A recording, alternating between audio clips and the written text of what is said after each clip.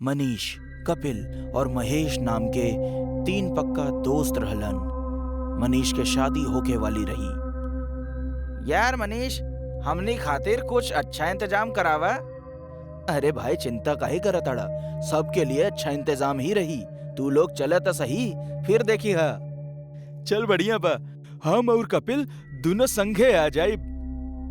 कपिल अपना घरे जाके अपने माई के ही बात बतावलस। ऊ रास्ता तो कब्रिस्तान से होके गुजरेला। हम सुन ले बानी, बहुत खतरनाक रास्ता बाऊ। अरे माँ, रउआ चिंता काहे करतानी? हम अकेला नहीं खी, हमारे साथ महेश भी जाई और हमनी कार से जाएम, कुछो ना होई। कुछ दिना बाद दोनों अपना शहर से दूर दूसरा शहर शादी अटेंड करे खातिर निकल गईलन। महेश, यार आज तो मनीष के ब्याहे में जम के नाचेम, खाए पिए और खूब मस्ती करल जाओ। हाँ, वैसे भी मनीष बहुत कंजूस बा ससुरा, कबो कुछो खियावत पियावत नहीं खे। एकरा बियाहे में सब हिसाब बराबर का लिहल जाओ। सही कहा ताड़ा भाई। वैसे पता बा, हमार माई कहत रहली ह, ई रास्ता बहुत खतरनाक बा।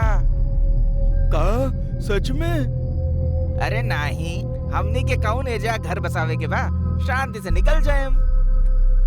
दोनों आगे बढ़त रहले हा, तबे अचानक गाड़ी बंद हो जाला। अरे यार, अभी गाड़ी के का हो गई? पता ना, चल उतर के देखल जाओ। दोनों गाड़ी से उतरकर गाड़ी के देखे लगलन।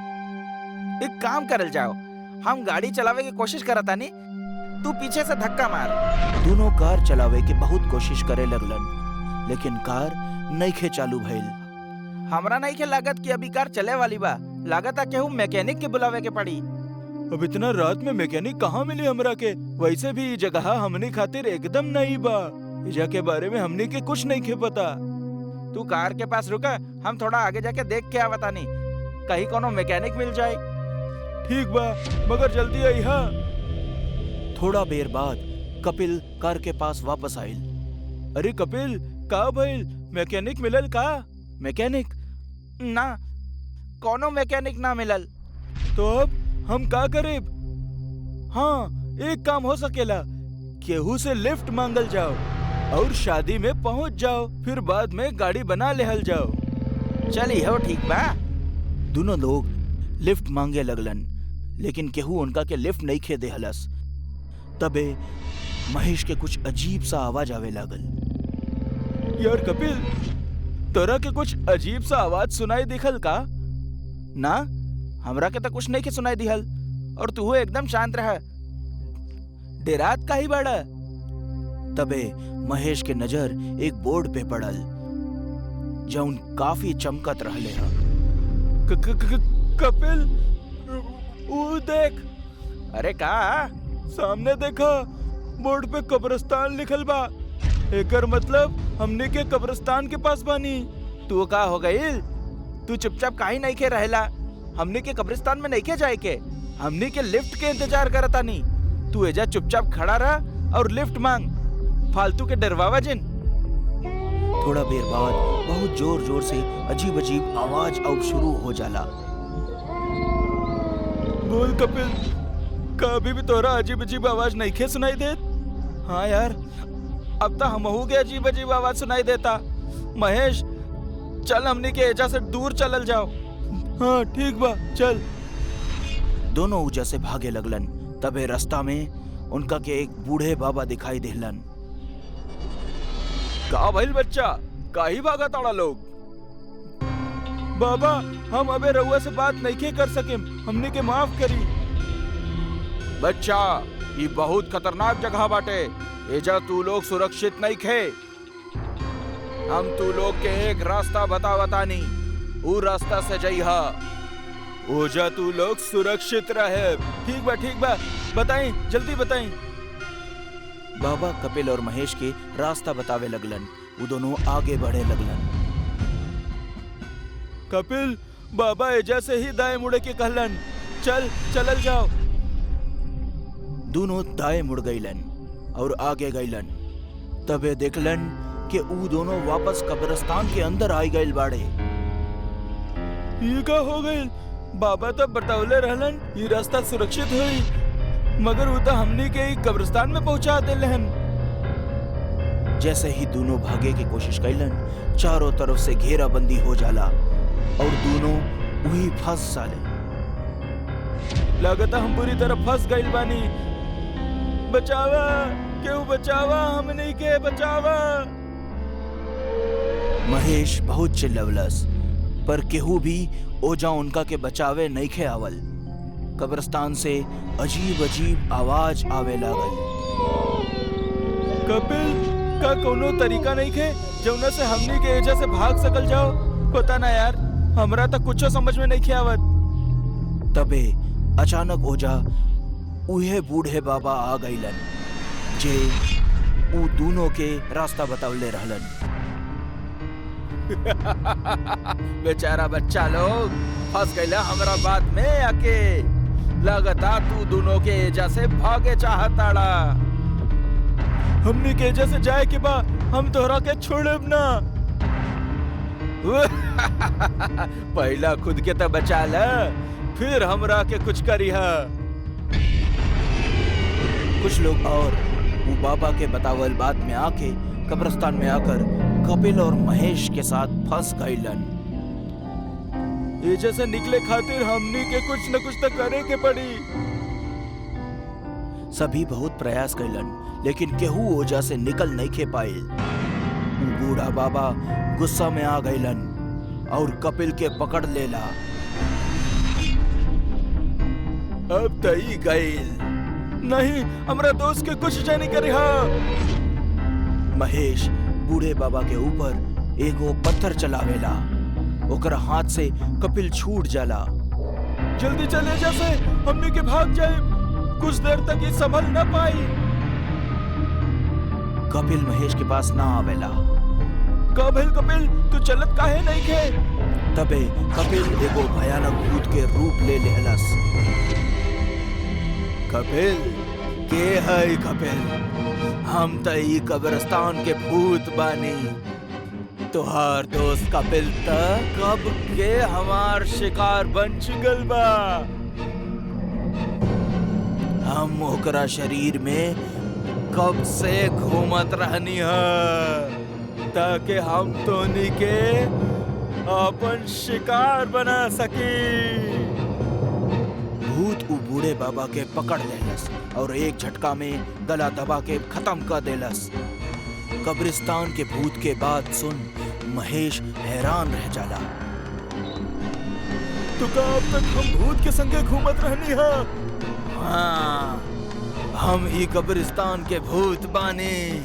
जैसे ही तू लोग के गाड़ी खराब भइल और कपिल थोड़ा देर खातिर मैकेनिक के ढूंढे गइल, उहे समय हम ओकरा के खत्म कर देनी और तब तक तोरा साथ रहे, तोरा यहाँ तक लावे खातिर। ऊ बूढ़ा भी हमार ही टट्टू रहल, हम ओकरा के अपना काबू में कर लिए रहली। बचाओ, बचाओ कोई हमरा के। कब्रिस्तान के भूत आगे बढ़ेला और महेश के साथ साथ बाकी सब लोगन के भी अपने साथ उठा के ले जावेला और सभी के अपन शिकार बना लेलस। दोस्त के ब्याह अटेंड करे आए महेश और कपिल कब्रिस्तान के भूत के शिकार बन के रह गई ने। पूर्णिमा के रात में चांद की रोशनी पूरा गांव पे पड़त रहली। पूरा गांव शांति से सुतत रहल। दूर कहीं कुत्तन के भौंके के आवाज वो डरावनी शांति के तोड़त रहली। अमन जौन शहर से अपना माँ से मिले के खातिर गांव आयल रहल, वो घर के बाहर कुर्सी पर बैठल रहल। वाह, कितना शांति बा गांव में। शहर में कबो महसूस ना होकेला। जी करेला काम छोड़ के यही जे रहे आ जाई। अमन आंख बंद करके कुर्सी पर बैठल रहल। तब बे अचानक ओकर पास एगो गेंद आए और डर के मारे ओकर आंख खुल गई। वो गेंद हाथ में लेके यहाँ उहाँ केहू के ढूंढे लागल।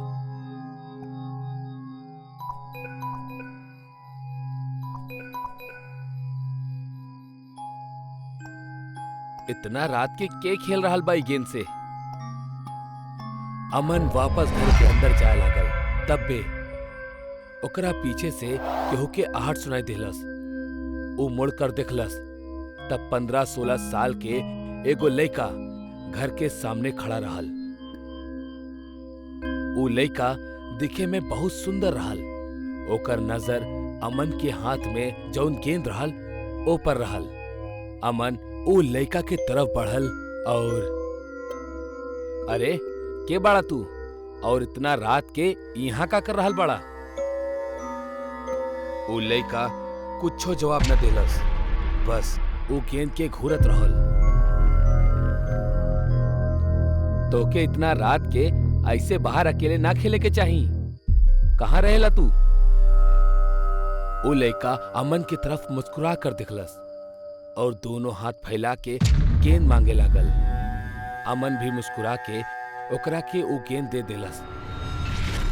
जैसे ही वो लड़का गेंद लेलस वो वहीजा से भाग गई और अंधेरा में कहीं गायब हो गई। अमन, खाना तैयार बा बेटा, आवा।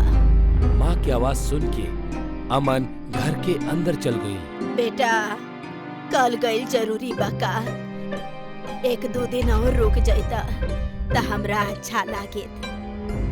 ना माँ, हमार जाब जरूरी बा, बहुत सारा काम बाकी है, सुबह जल्दी उठ के चल जाई। तब भी अमन के ओकर बॉस के फोन आवेला। हेलो सर। अमन, एगो अर्जेंट काम आ गइल बा, तोहरा कले ऑफिस आवे के पड़ी। माँ, एगो बुरी खबर बा, हमरा आज रात के ही निकले के पड़ी, खाना खा के चल जाई। ना, बिल्कुल ना। चाहे त तू कल सुबह निकल जाइहा, बाकी आज रात के ना। पर काहे माँ?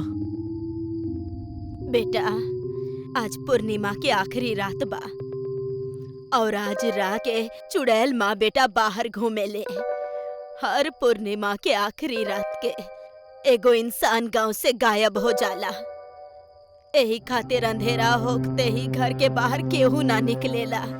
आज मत जा बेटा। ऐसन कुछ ना होखेला माँ। बेटा, ई सच बा। कुछ दिन पहले तोहार दोस्त राम जी ऐसे ही गायब हो गए रहे। केहू के कुछ पता ना लागल कि अब वो कहाँ बा। हमार बात मान ल बेटा, आज ना कल भोरे चल जाइहा। हाँ? हमरा कुछ ना होखी माँ, तू फिक्र मत करा। माँ की बात के अनसुना करके अमन रात के ही शहर जाए के खातिर निकल पड़ल। बस स्टॉप पास में ही होके के कारण वो चल के जाए के फैसला कइलस। अमन सुनसान रास्ता पे अकेला ही डर डर के चलत रहल। अमन बस स्टॉप पे पहुंचत ही एगो लकड़ी की बेंच पे बैठ गई। दूर दूर तक केहू इंसान नजर ना आवत रहल। वो घबरात घबरात बस के इंतजार करे लागल। तब बे अचानक अमन के पीछे झाड़ी में कुछ हलचल सुनाई देलस। वो बहुत डर गई। कौन हा वहाँ? बाहर आवा। झाड़ी में से वो छोट लड़का हाथ में एगो बक्सा लेके बाहर आयल और बेंच पे बैठ गई। तू तो उहे बड़ा ना? वहाँ का करत रहला? हमार गेंद वहाँ चल गए रहल, यही से हम वहाँ गए रहनी। आई बैठी यहाँ। अमन होकर बगल में जाकर बैठ गई। तू अकेला बाड़ा या केहू बा तोरा साथे? हमार माँ हमार साथ रहली, पर वो हमार खातिर और खिलौना लावे गइल बाड़ी। कहवा? पता ना। अमन के समझ में ना आवत रहल कि वो का करे। छोट लइका ओकरा बक्सा के आगे करके बोलेला, आप हमार खिलौना देखबा? ई रहल, बहुत सारा बा। बक्सा में कई प्रकार के इंसान के पुतला रहल।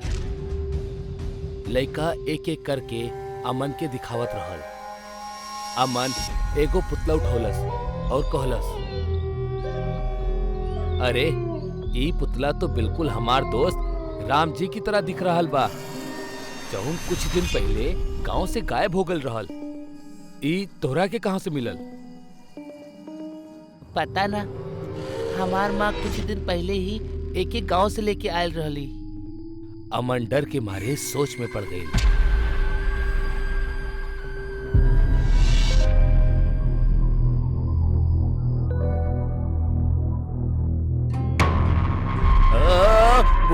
भूत! सामने एगो चुड़ैल हवा में तैरत रहली। ओकर रंग के कारण वो बहुत भयानक दिखाई देत रहली। माँ, हमरा के एगो और खिलौना मिल गई। चुड़ैल भयानक तरीके से हंसे लागल। ओकरा देख ओकर लइका भी आवाज में हंसे लागल। अमन लइका की ओर देखलस और वो और भी डर गई। वो लइका के सुंदर चेहरा अब बहुत ही भयानक दिखे लागल। चुड़ैल अपन हाथ अमन के सर पर रखलस और जोर से चिल्लाए लागल। अमन भी जोर से रोवे लागल। जोर से हवा चले लागल और अचानक से अमन गायब होके एगो पुतला में तब्दील हो गई। चुड़ैल के लइका वो अमन के पुतला के उठौलस और बक्सा में रख लेलस। चुड़ैल अपना बच्चा के उठौलस और हंसत हंसत चांद की तरफ चल गई। बहुत साल पहले की बात था।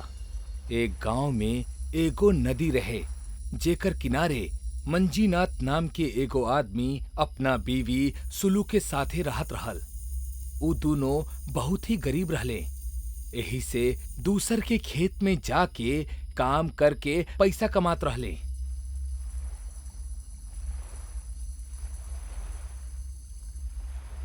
एक दिन ऐसे ही उ दोनों काम पर जाए के खातिर निकल गईले त जात जात सुलू के नजर नदी पे पड़ल। नदी के किनारे एगो छोट सा पेड़ रहे और ओकर डाली में कुछो फसल रहे। सुनी जी, ऊ नदी में का बहत आवता? डाली में अटक गइल बा शायद। ऊ ओ चीज के पास जाए लगले। जैसे जैसे ऊ पास जात रहले उनकरा एगो बदबू आवे लागल। अरे ई बदबू कहाँ से आ रहल बा? शायद उहे चीज से आ रहल बा। लोग भी ना कुछ भी फेंक देवेले नदी में। दोनों ऊ चीज के पास चल गए। ऊ चीज से बहुत ही बदबू आवत रहे। मंजीनाथ ऊ चीज के बाहर निकलस त ऊ दोनों ओकरा देख के डर गईले, काहे कि ऊ कुछ और ना एगो सड़ल लाश रहे जो नदी में बहात बहात यहाँ तक आ गल रहे। अब हमनी का कइल जाए? इता लाश बा। हाँ, भगवान, हमरा जल्दी से पुलिस के बुलावे के चाहिए। थोड़ा ही देर में वहाँ एगो पुलिस इंस्पेक्टर आ गई। ऊ दोनों ऊ इंस्पेक्टर के ऊ लाश के दिखौले। ई लाश के बारे में तू केहू के बतौला तो ना? ना साहब, केहू के भी ना बतौनी। बतैया भी मत। अब हमार बात ध्यान से सुना। ई नदी से अब रोज लाश बहात बहात यहाँ आई। तोहरा एगो काम करे के होखी। सुबह जितना भी लाश बहात बहात यहाँ आई तो उनकरा के बाहर निकलबा और शाम के हमरा के सौंप देबा। इंस्पेक्टर के बात सुन के मंजीनाथ और सुल्लू डर गए। पर साहब, रोज लाश यहाँ काहे आई? ओ तो मत सोचा, बस जितना कहल गइल बा उतना करा। कहे कि ई काम के तोहरा पैसा भी मिली। तब बोला करबा। पैसा के बात सुन के मंजीनाथ और सुल्लू सोच में पड़ गईले, पर आखिरकार ऊ ई काम करे खातिर तैयार हो गईले। ओ दिन से नदी में बहुत सा लाश बहात बहात आवत रहे और फिर मंजीनाथ और सुल्लू मिल के उनके बाहर निकाले ले और इंस्पेक्टर के सौंप देवेले। इंस्पेक्टर भी उनकरा दिन के पैसा दे के ओ लाश के लेके जात रहे। नदी में आवे वाला लाश बेहद बदबूदार रहत रहल। एक बार मंजीनाथ और सुल्लू एक लाश के नदी से बाहर निकालत रहले कि तब बे ओकर बदबू से सुल्लू के चक्कर आवे लागल और वो नीचे गिर गई। मंजीनाथ ओकरा उठा के घरे ले गई। तू यही से आराम करा, बाकी के लाश हम निकालतानी। सुल्लू के सुता के वो बाकी लाश निकाले के खातिर नदी के पास चल गई। मंजीनाथ जब घर आयल ता सुल्लू अबहिनो सुतत रहे। ओ सुल्लू के जगौलस, चला डॉक्टर के पास चलल जाओ, तो हर तबीयत बहुत बिगड़ गई बा। ना, आप ऐजे रुकी, हम अकेले ही चल जाए। अगर अगर और लाश आयल तो केहू तो यहाँ होके के चाहिए ना, हम जाता नहीं। हमार गांव में डॉक्टर नहीं खे, तोहरा पुल पार करके दूसर गांव जाए के होखी, रास्ता लंबा हा। कुछ ना होई, हम चल जाए। अगला दिन सुल्लू डॉक्टर के पास चल गई और मंजीनाथ नदी पे लाश इकट्ठा करे लागल। कुछ देर बाद वहां इंस्पेक्टर आ गई। साहब, आज बहुत जल्दी आ गई नी? हाँ, बस ऐसे ही। कितना लाश निकला? सुबह से 3 निकलने बानी। अच्छा अच्छा, ठीक बा। इतने में इंस्पेक्टर के ध्यान नदी में गई। ओकरा एगो लाश आवत दिखाई देलस। अरे ओ देखा, एगो और लाश, जा जा निकाला। मंजीनाथ नदी में गई और वो लाश के घसीट के बाहर ले आई और ओ लाश के पुलिस वाला के सामने रख देलस। लाश से बहुत बदबू आवत रहे। इंस्पेक्टर पैर से उ लाश के सीधा कैलस और चेहरा देखे लागल। मंजीनाथ उ लाश के चेहरा देख के बुरी तरह से डर गई, काहे कि उ लाश ओकर बीवी सुल्लू के रहे। ओ वही जे जोर जोर से रोए लागल। अरे सुल्लू, यहाँ कैसे आ गइलू? का भइल एकरा साथे साहेब? का भइल? तो हर बीवी कहाँ गल रहे? साहब, ओकर तबीयत खराब हो गई रहे, यही से वो डॉक्टर के पास गए रहे, पर पता ना यहाँ कैसे पहुँच गए। इंस्पेक्टर मंजीनाथ पे चिल्लाए लागल। तो ओकरा के अकेले काहे भेजला, और वो दूसरे गांव? अरे हमरा के का पता रहे कि ऐसन कुछ हो जाई, लेकिन एकरा भइल का? आपके पता बा तो बताई हमरा के। इंस्पेक्टर अब ओ नदी के असलियत बतावे लगेला। ई सब ई नदी की वजह से हो रहल बा। कुछ दिन पहले गांव में नदी पे जौन पुल रहे, ऊपर बहुत भीड़ लागल रहे। बहुत से लोग आवा जात रहले, पर अचानक वो पुल हिले लागल और बीच में से टूटे लागल। सारा लोग भागब शुरू कर देले। लगभग सारा लोग पुल से उतर गईले, पर एगो आदमी के पैर पुल में फंस गई और वो पुल पे ही फसल रहे। लोग ओकरा बचावे के बहुत कोशिश कैले, पर वो पुल पे जाए से सबके डर लागत रहे। अचानक वो नदी में एगो ऊंचा लहर उठल और वो आदमी के वो नदी ले गई। आदमी के नदी में गिर जेला के बाद वो पुल फिर से जुड़ गई। वो आदमी नदी में डूब गई और थोड़ा देर बाद ओकर सारा खून नदी में बहे लागल। मतलब ई नदी इंसान के अपना अंदर खींचेली।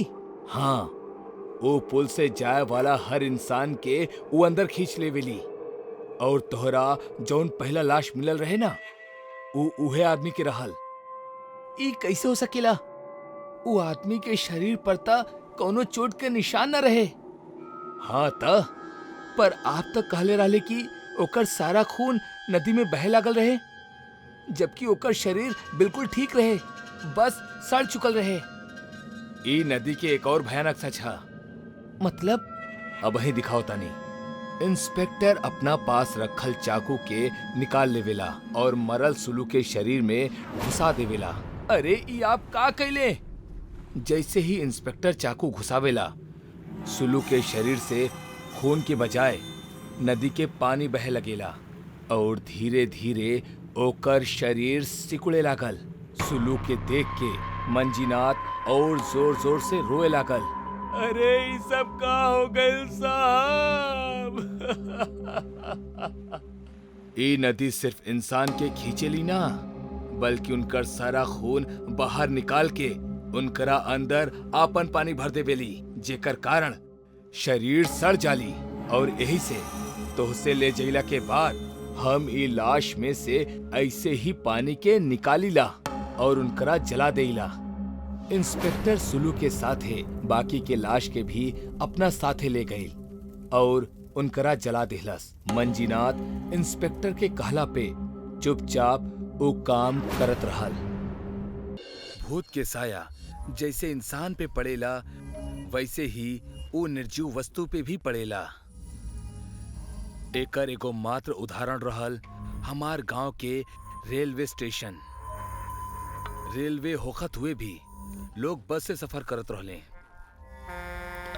काहे कि ऊ मानत रहले कि ऊ एगो भूतिया रेलवे स्टेशन रहल। एक रात उस स्टेशन पे एगो ट्रेन आयल और ओमे से भुवन और ओकर बीवी मल्लिका उतरले। पूरा स्टेशन खाली रहल और वहां एगो भयानक शांति फैलल रहे। ऊ दोनों एगो बेंच पे बैठ गए। भुवन, अपन भाई के जल्दी फोन करा, बोला जल्दी लेवे आए। हमरा के ई जगह कुछ ठीक नहीं खिलागत। भुवन अपना बड़ा भाई के फोन कैलस। अरे भैया, कहाँ बानी आप? हमने स्टेशन पहुंच गए बानी। का? हम तरह से कहले रहनी ना कि ट्रेन से मत आइया। वो एगो भूतिया रेलवे स्टेशन है। का बात कर रहनी भैया? भूत जैसन कोनो चीज ना होखेली। आप जल्दी से हमनी के लेवे आ जाई। अरे तू वहीं से रुका, कहीं मत जाइया, हम अब ही पहुंच रहल बानी। भैया थोड़ा देर में आ रहल बाड़े। हमरा के बहुत डर लागता भुवन। ई ट्रेन अब तक ऐजे रुकल बा। शायद लास्ट स्टॉप हुई। तू डरा मत, कुछ ना होई। भुवन और मल्लिका वहीं से बैठल रहले।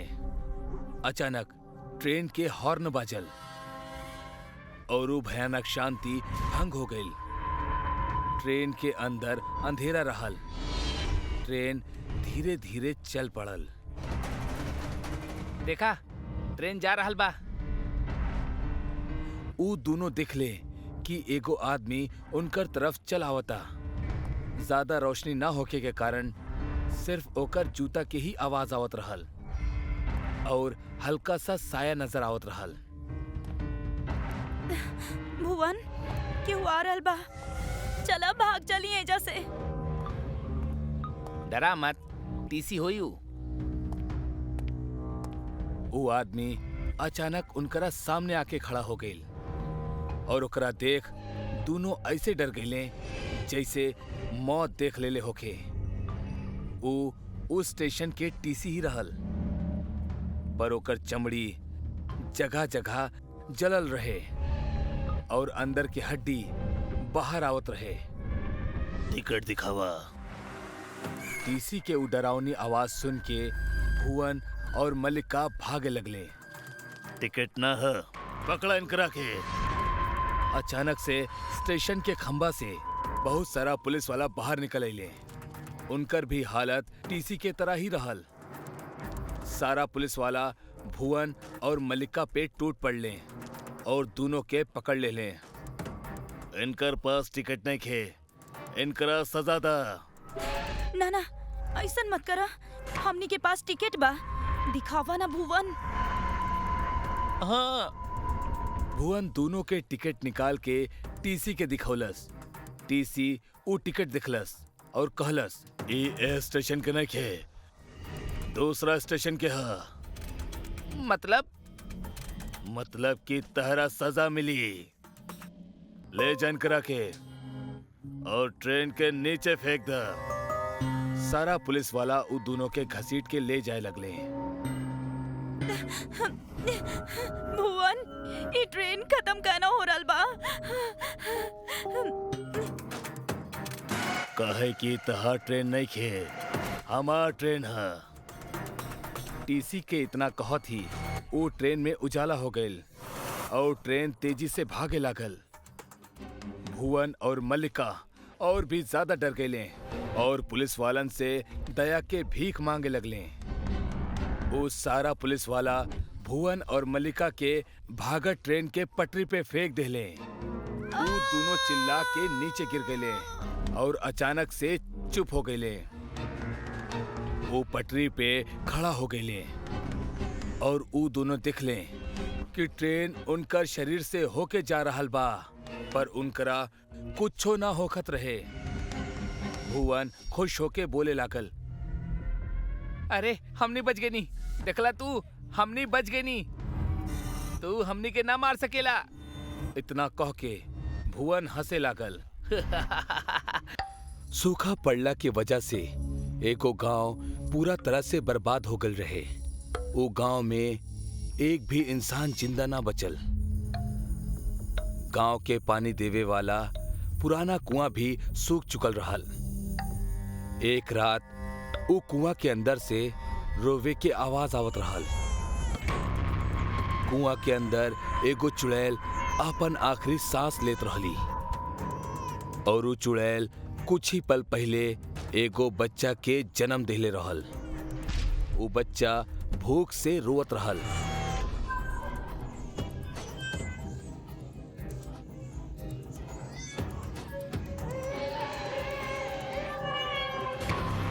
पर चुड़ैल ओकरा दूध ना पिला सकत रहली, काहे कि भूख के कारण वो मरे वाला रहली।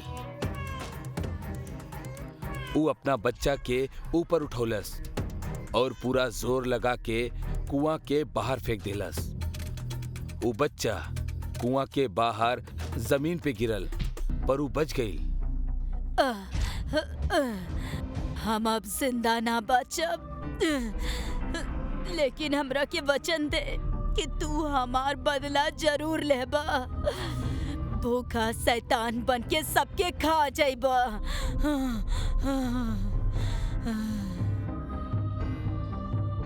चुड़ैल के कहाब खत्म होकर थी, कुआं के पत्थर हिले लगले और बच्चा के रोअब और भी बढ़ गई।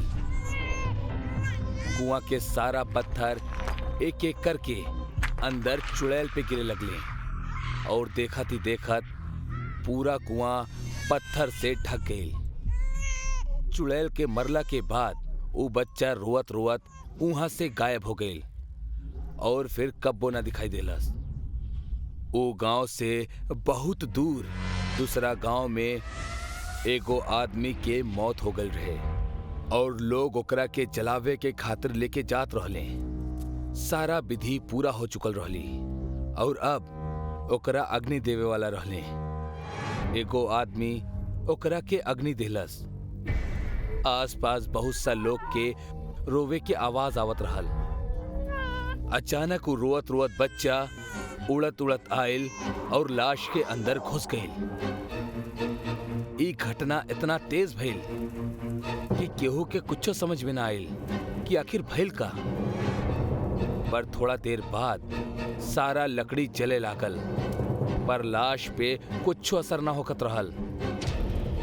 वहां के सारा लोग डरे लगले। सारा लकड़ी जल जइला के बाद वो लाश अपना आप उठे लागल, पर ओकर पैर पे वो लागल आग वैसने रहल। लाश उठ के खड़ा हो गई और ओकरा देख के वहां के सारा लोग डर के भागे लगले। खाना चाहिए। वो मरल आदमी में चुड़ैल के बच्चा के प्रवेश हो गए रहे। और अब वो भूखा शैतान बन के अपन माँ के बदला लेवे खातिर आयल रहल। वो शैतान जला लकड़ी के खा लेहलस और वो अब केहू इंसान के खाए खातिर भागे लागल। वो एगो आदमी के पकड़ के उठौलस और अपना पैर के आग से ओकरा जलावे लागल। ओकर शरीर पूरा तरह से जल जइला के बाद शैतान ओकरा खा लेहलस।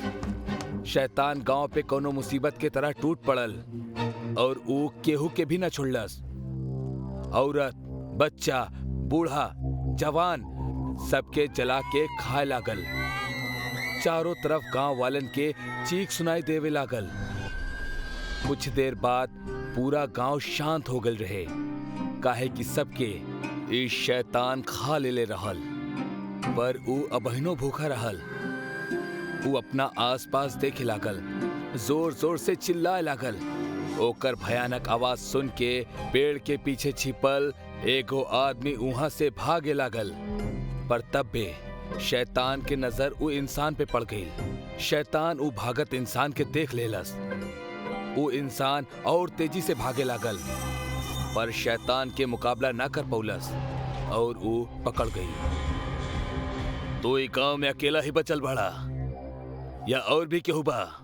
हमरा के कुछ ना पता, हमरा के छोड़ दा। हमार भूख अभी तक शांत ना भइल बा, एही से हम तहरा के ना छोड़ सकेनी। हमरा खैला के बाद तू का खइबा और केकरा के खइबा? शैतान सोच में पड़ गई, पर अचानक ओकरा एगो बात याद आ गई। तो ओकर चिंता मत करा, हमार भूख सिर्फ इंसान के मोहताज नहीं खे, हम जानवर के भी खा सकेनी। जा जानवर के खाला, पर हमरा के छोड़ दा, हम तहर पैर पड़ता नहीं। वो इंसान जैसे ही उस शैतान के पैर पकड़े के खातिर नीचे झुकल, पैर के आग ओकरा जलावब शुरू कर देहलस और थोड़ा ही देर में वो पूरी तरह से जल गई। मूर्ख इंसान, खुद ही हमार आग से जल गई। शैतान वो इंसान के भी खा लेलस, पर ओकर भूख अभी तक शांत ना भइल रहे। और खाना चाहिए। इंसान के खैला के बाद वो शैतान अब खेत की तरफ बढ़े लागल। वो सारा खेत में आग लगा देहलस, जेमें बहुत सा पेड़ और जानवर जल गईले। वो सब के खा गईल, पर फिर भी ओकर भूख शांत ना होखत रहल। ऐसन करत करत वो शैतान सारा गांव खा गईल। जमीन पूरा तरह से जल गल रहे। इतना में एगो गाड़ी आके उस शैतान के सामने रुक गई। ओमे से एगो लड़का उतरलस और डर के निगाह से उस शैतान के देखे लागल। ताऊजी, ई आपके का हो गइल बा? हमरा तो आपके मरे के खबर दिहल गइल रहे, लेकिन आप तो और खाना। शैतान की आवाज सुन के लड़का बहुत डर गई और पीछे जा लागल। आपके आवाज तो ऐसा ना रहे और आपके पैर जल रहल बा। हमार पास आवा। लड़का भागे लागल, पर उस शैतान ओकरा पकड़ लेलस और आग से जलावे लागल। लड़का के चिल्लाए के आवाज दूर दूर तक गूंजत रहल। शैतान ओकरा खा गई। लड़का के खैला के बाद ओकर नजर ओके गाड़ी पे पड़ल। वो गाड़ी पे छलांग लगौलस और गाड़ी के जलावे लागल। जैसे ही गाड़ी में आग पकड़लस, थोड़ा ही देर में गाड़ी फट गई। गाड़ी के साथ साथ शैतान के शरीर के भी टुकड़ा टुकड़ा हो गई और वो बच्चा वो शरीर से बाहर आ गई। बच्चा भूख के मारे जोर जोर से रोवत रहल और ओकर आवाज वो वीरान जगह पे गूंजत रहल।